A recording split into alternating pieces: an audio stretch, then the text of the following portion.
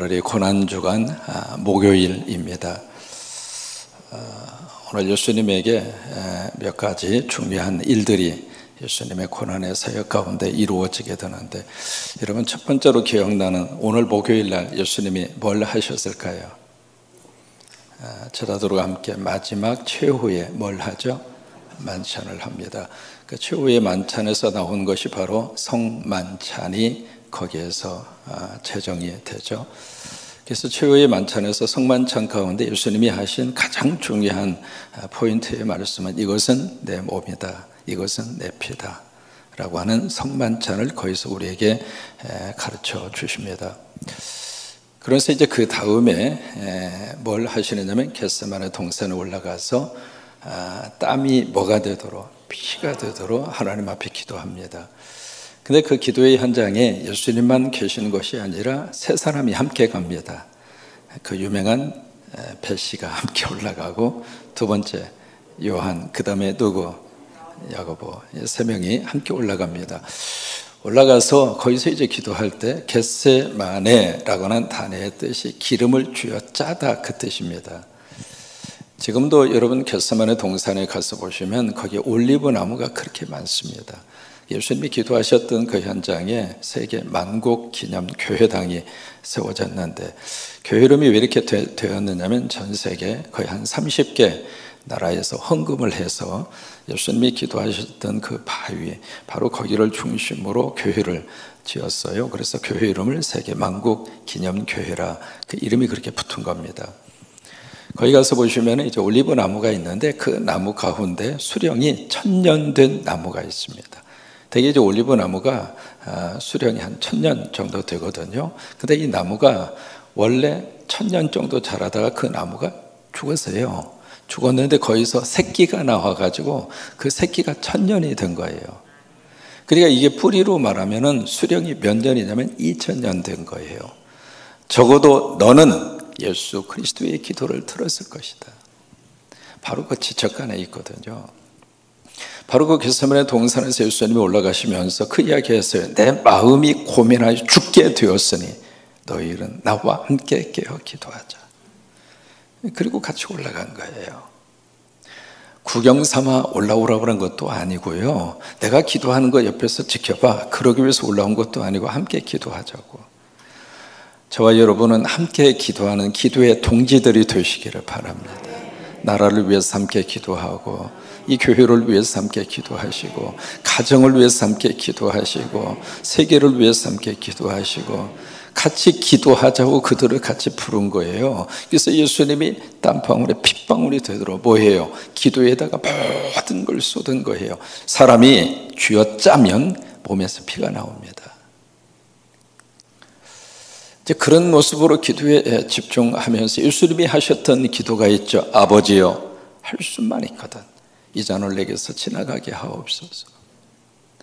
마가복음에 보시면은 그 아버지라고 하는 그 단어를 아빠, 아버지요, 참 우리말로 친절하게 마가복음에는 그렇게 번역을 했습니다. 원래는 아바, 아버지요, 그 말이죠.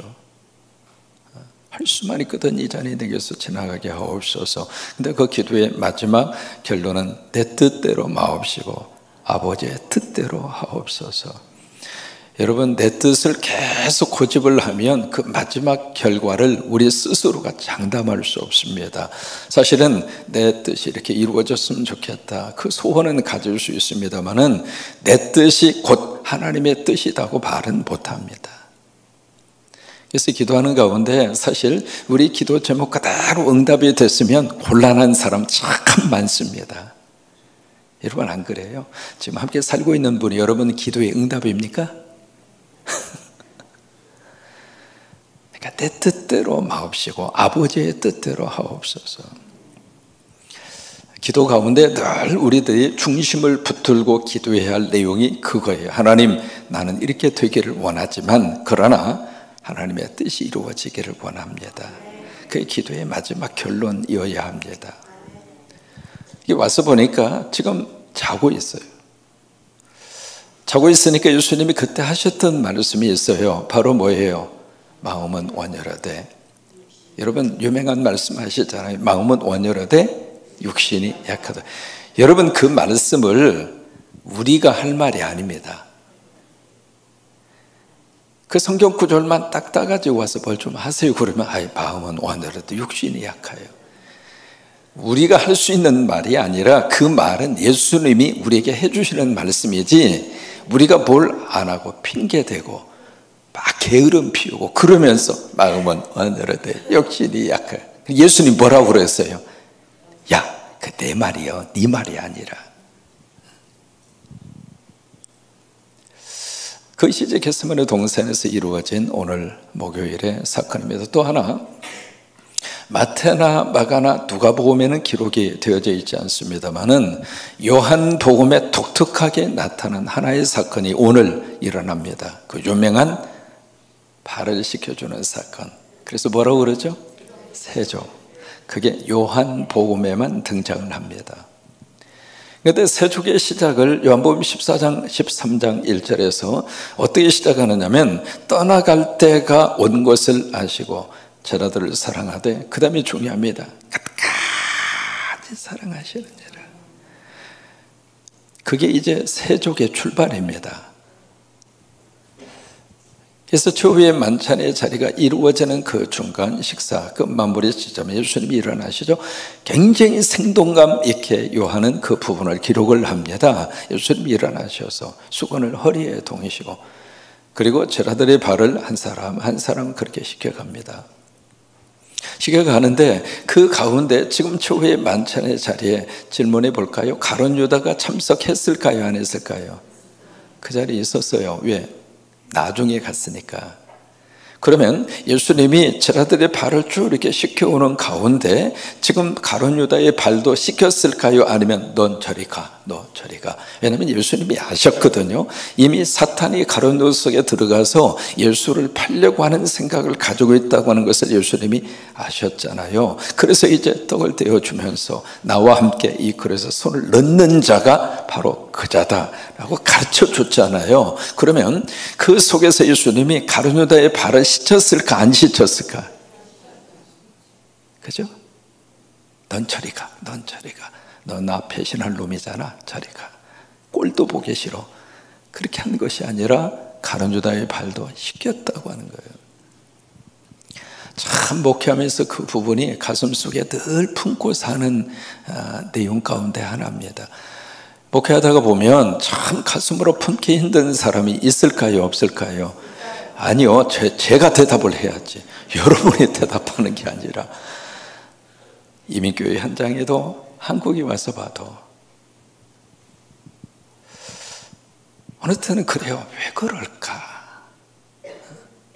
예를 들면 목회자가 성서적으로, 그리고 목회자가 정말 해서는 안 되는 행동을 하고 그런 모습으로 가는 것을 방해하고 그것을 지적을 하고 그것을 뭔가 이렇게 스톱하게 하는 그런 것은 이해가 돼요. 또 그런 게 필요하고요.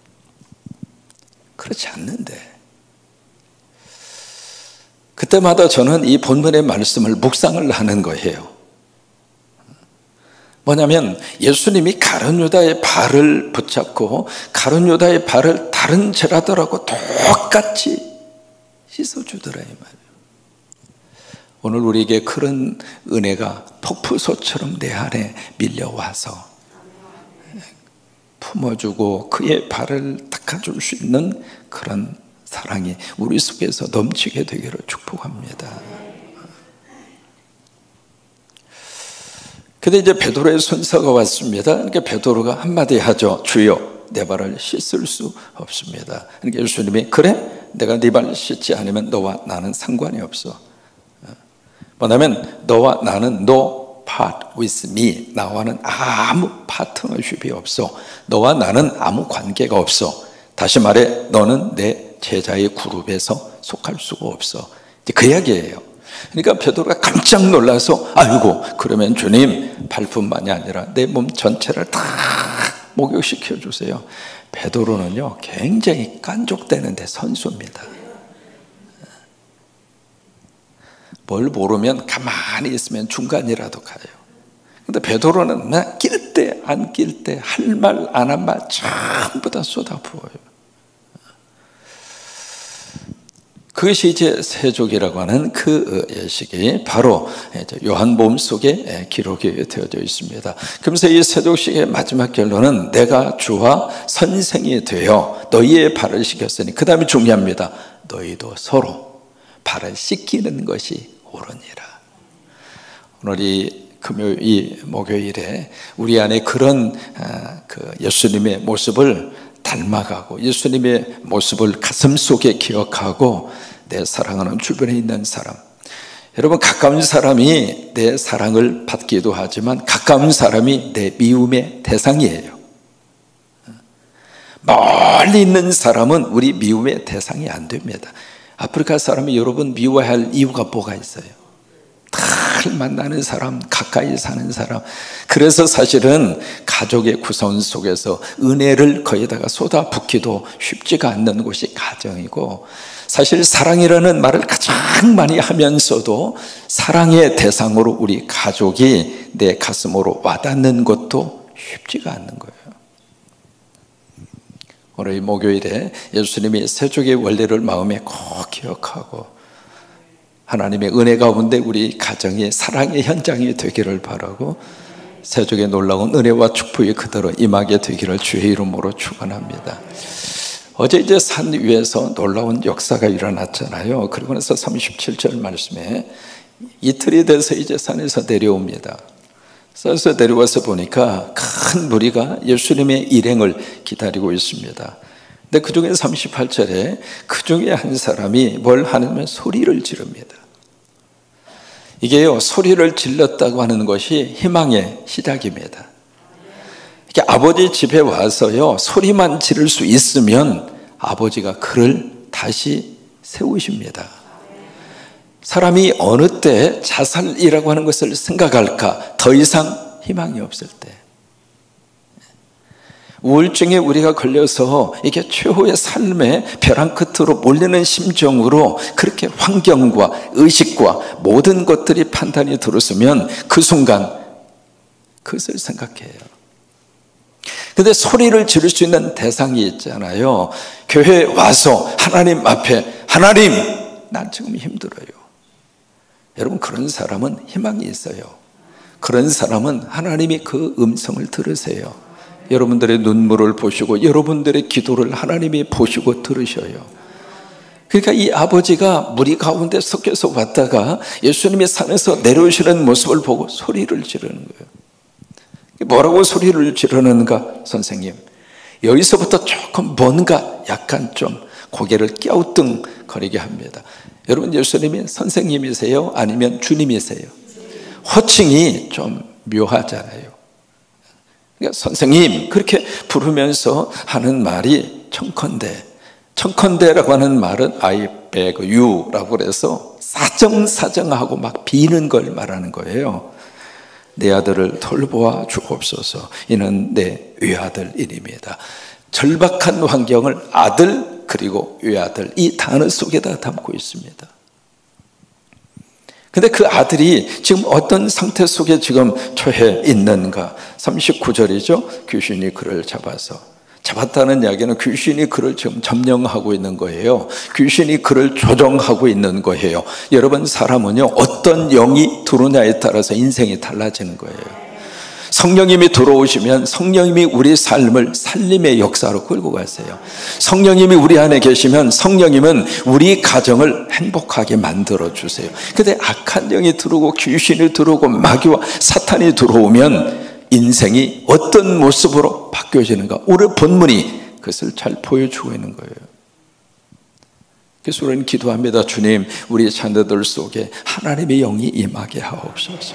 우리 자녀들이 나쁜 영의 영향을 받지 아니하도록 하나님이 보호하여 주시옵시고, 제가 1987년도 가서 88년도부터 미국 장로교 교단의 멤버로 그 멤버십을 가지고, 특히 총회가 1년에 한 번씩 모이는데 그 총회에 참석하면서 그때 뭘 느꼈느냐면, 그때 가장 뜨거운 감자가 동성연애 문제였습니다. 1980년도부터. 근데 그 문제가 지금 이제 한국 사회 속에, 여러분 교회 안에 있는 분들은 잘 모릅니다. 세상이 지금 어떻게 돌아가는지 참 감사한 거죠. 그런데 우리 아이들은 그런 분위기 속에서만 살고 있는 게 아닙니다. 학교에 가면 금방 그것을 부딪히는 현실에서 우리 아이들이 살고 있습니다. 그래서 더 기도해야 되는 거예요. 그런 영적인 세력에 우리 아이들이 사로잡히지 아니하도록 하나님께서 도와주시고 하나님께서 붙들어 달라고 기도해야 할 이유가 그거예요.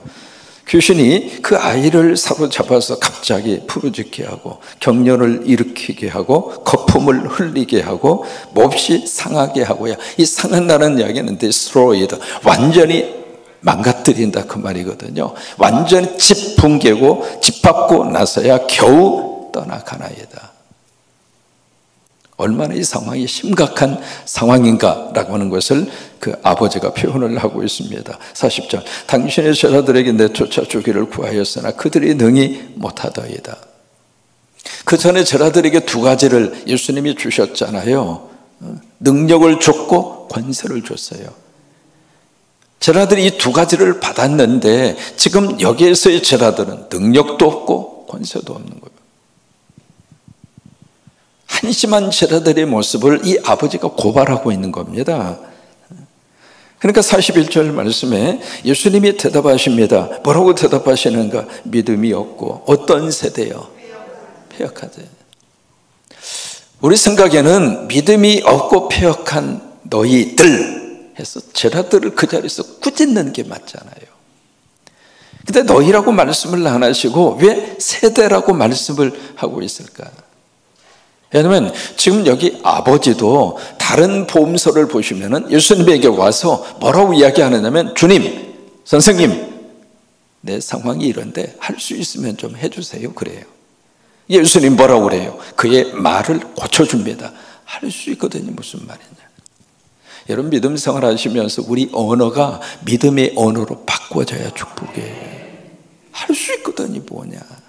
믿는 자에게는 능치 못할 일이 없나이다.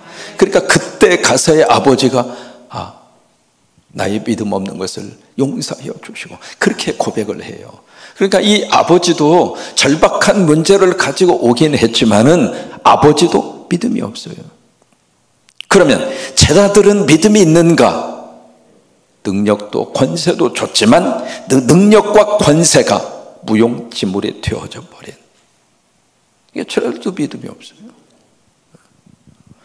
바로 여기에 등장하고 있는 사람들의 모습이 그 세대를 대변하고 있다 이 말이에요. 그 당시를 살고 있는 제너레이션, 그 세대 전체가 전혀 여러분 믿음이 없다는 이야기는 그들 속에 뭐가 없다는 이야기인가? 바로 그들 속에 뭐가 없어요? 하나님이 없다 이 말이에요. 바라기는 우리나라 안에 하나님이 계시기를 우리는 기도합니다. 하나님이 없으면 믿음이 없는 거예요. 내가 언제까지 너희와 함께 있으리요? 왜 예수님은 이 목요일 이 사역을 마치고 금요일 바로 십자가 지잖아요. 다음 날이면 십자가를 지시잖아요. 이 부분이 마태복음하고 마가복음에 가서 보시면 약간씩 조금 그 다음에 해석이 좀 붙습니다. 제자들이 아이가 이제 완전히 귀신이 떠나간 다음에 그 다음에 역사가 나타나게 되는데, 자 42절입니다. 데리고 오라고 주님이 말씀을 하시죠. 42절에 올 때에 귀신이 그를 거꾸로 때리고 심한 격려를 일으키게 하는지라. 이게요, 자녀들을 교회로 데리고 오는 것이 참 쉽지가 않아요. 그러니까 예수님에게 가까이 가니까 마귀와 사탄이 막 또다시 해코지를 하잖아요. 여러분 토요일 날 꼭 부탁합니다. 아이들에게 어떻게 이해를 시키든 아니면 정 안 되면 용돈 5만 원 준다고 꼬셔요. 아이들은요 돈 앞에 굉장히 약합니다. 아이들이 집에서 엄마 아빠 어느 쪽으로 딱 기울어지는 줄 아세요? 호주머니에서 돈이 나오는 사람에게 붙습니다. 이분에게 가까이 가야 내가 경제적인 자유를 얻을 수 있구나 생각하고 돈 잘 주는 엄마 아빠 중에 돈 잘 주는 분 쪽으로 아이들이 붙는 거예요. 아이들이요 보통 영리한 게 아닙니다. 그래서 용돈을 줘서라도 토요일 새벽에 아이들에게 부활의 경험, 부활 새벽 예배에 대한 경험을 꼭 한 번 정도는 좀 할 수 있도록 해주세요. 그래서 예수님에게 오는 것을 이 귀신이 그렇게 거꾸로 뜨리고 격려를 일으키고 그러잖아요. 결국 예수님이 더러운 귀신을 꾸짖습니다. 결국 귀신이 나가고 아이가 온전하게 됐고 그 아이를 아버지에게 주잖아요. 43절에 사람들이 다 무엇에 놀라죠? 하나님의 위협에 놀랍니다. 두 가지예요. 첫째, 변화산에서의 예수님의 그 놀라운 용모의 모습, 그 다음에 여기서 귀신을 쫓아내는 예수님의 모습, 이게 지금 뭘 말하고 싶어서 이 역사들이 지금 나타나고 있는가? 예수 그리스도가 하나님이라고 하는 사실을 선포하는 거예요. 예수 그리스도가 하나님이다, 그걸 선포하는 거예요. 근데 저라들이 그것을 알았는가? 몰랐어요. 그럼 보세요. 산 위에 함께 올라간 세 사람이 있었죠. 베드로, 야고보, 요한. 자, 산 위에서 일명 우리가 변화산이다 그렇게 이야기하는 그 산에 올라가서 이 세 명의 제자들이 실패했어요? 아니면 예수님에 대한 정체를 정확하게 알았습니까? 실패했습니다. 몰랐습니다. 그러면 산 아래에 있었던 이 9명의 제자들은 예수님의 정체를 정확하게 알았습니까? 몰랐습니까? 그 다음 구절이 그것을 설명해 줍니다. 끝까지 몰랐습니다. 여러분, 이 제자들의 모습이 무엇을 우리에게 말씀을 해주고 있는 것인가? 세 명의 제자도 실패했죠. 산 아래에 있었던 9명의 제자도 실패했습니다. 자, 보세요. 우리가 그 모습을 보면서 뭘 봐야 하는가? 아, 이게 우리 모습이구나. 다 실패합니다. 은혜 받기에는 얼마나 힘들어요. 받은 은혜 쏟아내는 것은 1초면 쏟아버립니다.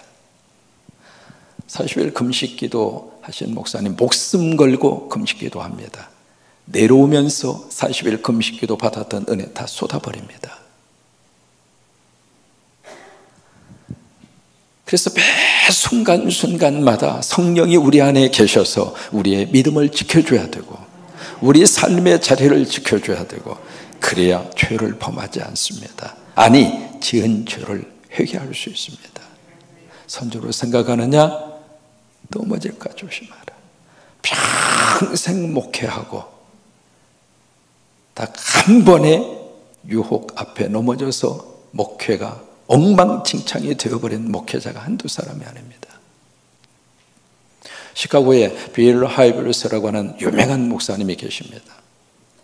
그분이 클린턴 대통령의 지퍼게이터 그 사건이 있었을 때 클린턴 대통령의 영적 멘토가 빌 하이버스라고 하는 목사님이십니다. 그분이 쓴 책 가운데 I am a sinner라고 하는 책이 있습니다. 나는 죄인입니다. 그 책이에요. 세계적으로 유명한 그 목사도, 여러분, 누구도 십자가 앞에서 의롭다고 이야기할 사람 하나도 없습니다. 다 넘어집니다. 다 실패합니다. 그런데 그들을 주님은 십자가로 감싸 하나 주시는 거예요. 그런 우리들을 십자가가 보담아서 천국으로 데려가도록. 그래서 십자가의 은혜가 우리들에게 있어서는 너무 큰 은혜이고 축복이에요. 경제학의 용어 가운데 관심 총량의 법칙이라고 하는 법칙이 있습니다. 관심 총량의 법칙. 이게 뭐냐면 사람이 어떤 그 관심을 가지게 되는데 그 관심이라고 하는 것이 예를 들면 이 정도 양이 내가 관심을 가질 수 있는 양이라 그 말이에요. 근데 이 정도 양에서 만약에 어느 한 부분에 이 정도 관심을 가지면 남아있는 관심의 양은 이 정도밖에 안 된다 그 말이에요. 그러니까 우리가 어느 한쪽에 몰입을 하고 그쪽에도 모든 것을 다 하면 이쪽에 대해서는 사람이 몰라요. 전부 다 아는 게 아닙니다. 그러니까 내가 관심을 어디에다 기울이냐에 따라서 그 관심의 양만큼, 만약에 이 관심의 총량이 이 정도 양이라면 이 정도 관심의 총량을 어느 한 부분에다가 다 거기다가 집중을 하면, 거기다 관심을 쏟으면 나머지 것에 대해서는 눈에 보이지도 않고 들리지도 않고 그런 거예요. 그러니까 오늘 우리가 이 목요일을 맨디, 영어로 이제 먼디 더스데이라고 합니다. 먼디라고 하는 단어의 뜻은 그 세족이라고 하는 뜻이에요. 그래서 목요일이라고 하는 그 앞에 그 단어를, 그 내일은 Good Friday라고 그러잖아요. 금요일은 금요일인데 그 앞에 Good이라고 하는 말을 붙이거든요. 그러니까 이게 우리가 어디다가 관심을 쏟느냐에 따라서 그 관심의 양이 많아지는 것만큼 다른 쪽에 관심이 서서히 정리가 되는 거예요. 왜 십자가를 바라보라고 했을까? 왜 십자가를 의지하고 십자가를 붙들라고 했을까? 십자가에 관심이 쏟아지는 것만큼 마귀와 사탄의 관심으로부터 서서히 줄어드는 거예요. 여러분, 오늘 하루가 그런 하루가 되시기를 주의 이름으로 축원합니다.